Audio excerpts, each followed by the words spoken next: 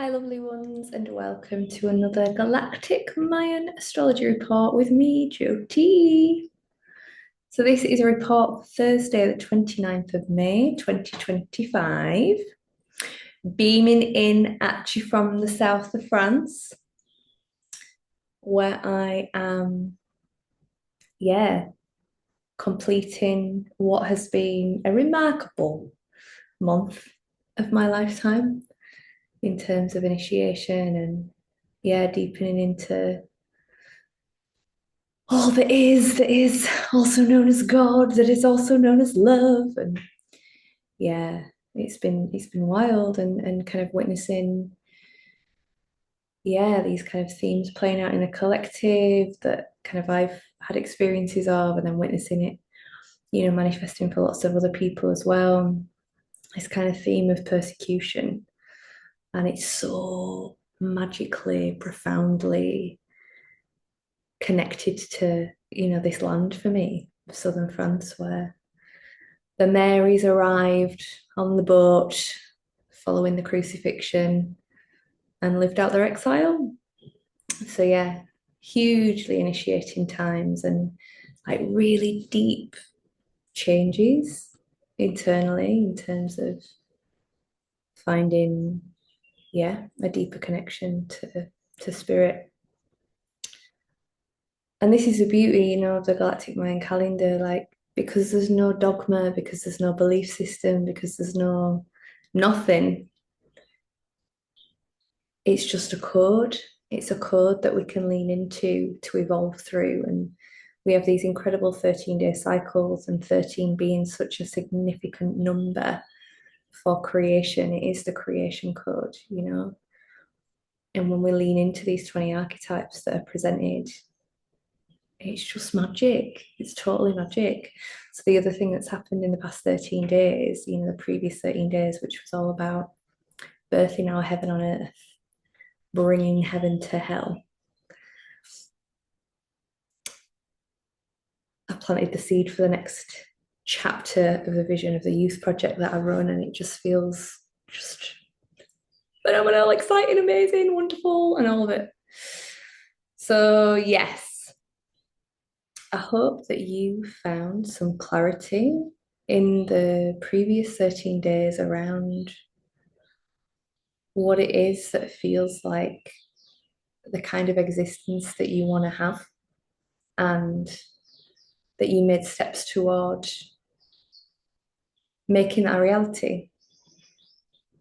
And here we arrive at the gates of the White Worldbridger. So on the 29th, the new 13-day cycle begins. And this energy of the White Worldbridger is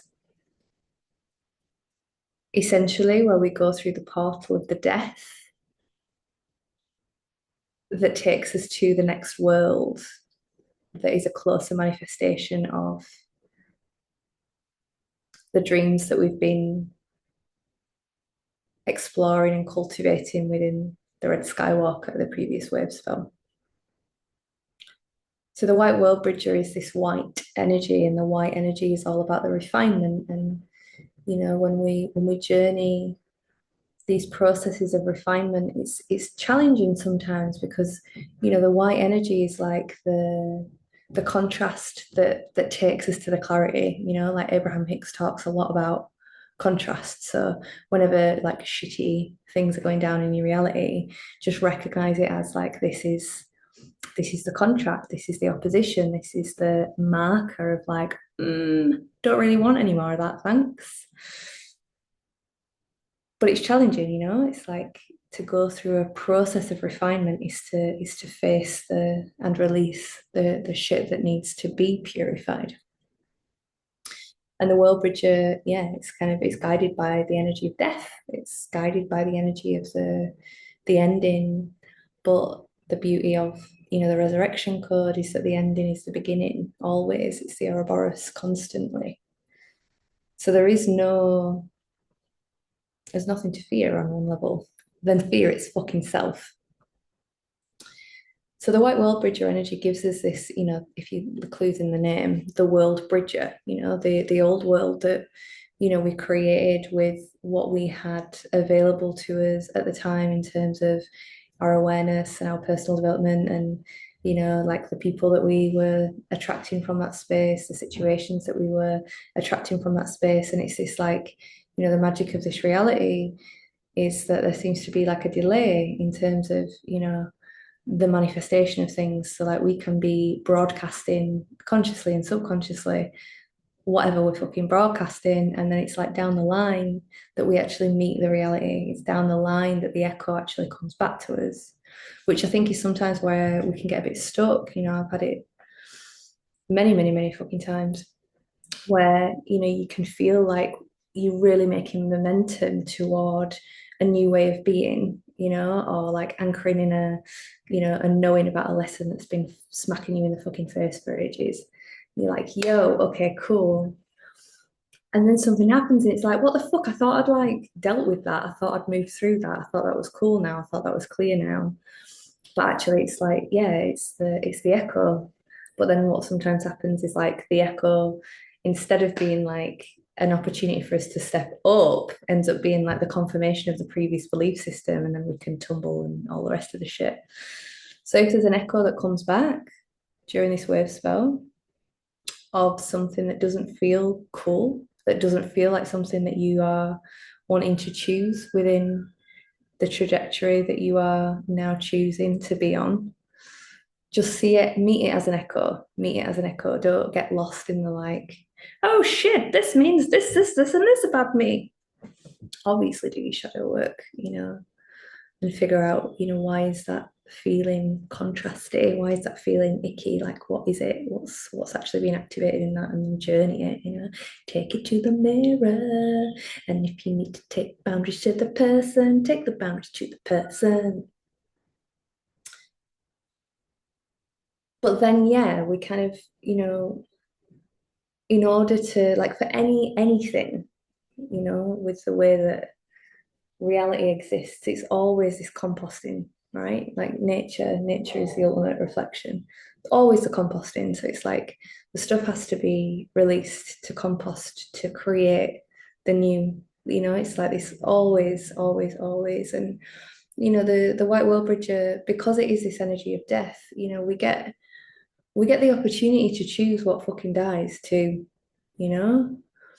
And I think sometimes we can frame the things that we want less of in quite a like, I don't know, black and white way of like, I don't really want to be in that connection anymore, or I don't really want to be in that job situation anymore, or I don't really want to be. But actually, I feel like the place that we are being invited to arrive at within it is like, what's the essence of it? What's the story behind it? And like, can we end that? As opposed to the like here and now reflection of what it is. Like if we're constantly battling the reflections, which is what we fucking do, isn't it? We're not actually going to the root and doing the taking the action that could actually change the pattern completely and mean that the reflection totally transforms, which is what the Worldbridger is about.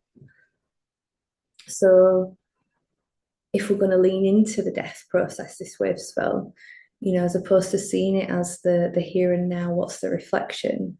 What stories are ready to die that you've been telling yourself and about reality? What skin have you outgrown? Are you still doing the dance of unworthiness? Are you still doing the dance of addiction? Are you still doing the dance of, self-abandonment, which kind of links into all those things? And if you're not wanting, if you're not willing to recognize that it's always, always, always, always, us that are like creating these things. There's never that person out there did that thing. And sometimes, we've got to go on a really big journey to arrive at that knowing, and that's part of the fucking process of it. But to create these moments, to utilize these moments of death, it is about, the death in the mirror. And not in a way that's like, oh, I'm going to fucking push this part of me underwater and fucking kill it off. Hell to the no. It's in the bringing home. And like the other day, oh my gosh, the Magdalene container was just divine. Oh, it's really still so alive. It was so beautiful. It was just so beautiful. And in the final dance, there was like a tech thing that went on for me, and it kind of spiraled me into this process. And it was beautiful to have that and to be able to hold that. And there was so much medicine that came from that one dance. And I always find that with dance, it's my favorite kind of ceremonial action, with the body essentially and sound. But within that, there was this thing that I noticed happen. So this thing came up, and it was like the way that I was trying to deal with it was to like push it to the edge of my field, and it was a completely unconscious process. It's been reflected a lot, in things that have happened in the past year, really. But it was this really amazing moment of being like trying to fucking push this energy out, and then being like, wait a minute, what the fuck am I doing here? Wrong direction, babes. Wrong direction. So, in terms of this idea of death, maybe it's the death of the exile inside, death of the exiling of parts of us inside, the death of the pushing away, and the more like, okay, if I want that story to end, if I want that pattern to transform, then that part of me, that aspect of my story needs to be felt, to be safe inside, needs to be brought back in, not cast out. So within this 13 days, there might be things that end that you don't really want to end. There might be things that you need to end that you don't really want to end. There might be things that begin that you really want to begin. There may be some resurrection energies that come in. There may be an opportunity to cross from one reality to another reality. There may be moments at the sort of beginning of the 13 days where it's a bit like, what the fuck is going on? Maybe you meet some old echoes. But then from that, toward the end of the Wavespell, see where you're at, see what's coming. And I think you know, once we can really step out of that victim skin, which is so prevalent because all of the conditioning that we've ever had relationally, societally, like all of it is through that, that lens of victimhood. When we can step out of that, we can find ourselves, really, if you reflect on your life and the things that felt horrendous and terrible at the time, there's always some like greater God. Oh, that was an interesting fuck up. Greater good, greater God energy operating through it. So no matter how edgy things might feel, like it's always medicine, and it's always taking us closer to love, always taking us closer to love, always taking us closer to love. And and it's hard to go through the death processes. It's fucking awful, to go through death processes in any capacity, as a sentient being is not an easy, it's not an easy process. It's not an easy process. So this 13 days potentially will be super magical, but it is a bridge between what was and what is.